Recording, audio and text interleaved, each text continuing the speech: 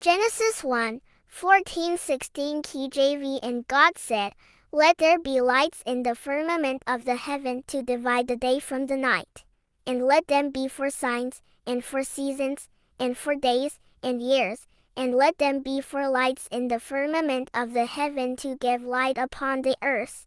And it was so. And God made two great lights, the greater light to rule the day, and the lesser light to rule the night. He made the stars also. And God set them in the firmament of the heaven to give light upon the earth, and to rule over the day and over the night, and to divide the light from the darkness. And God saw that it was good. And the evening and the morning were the fourth day.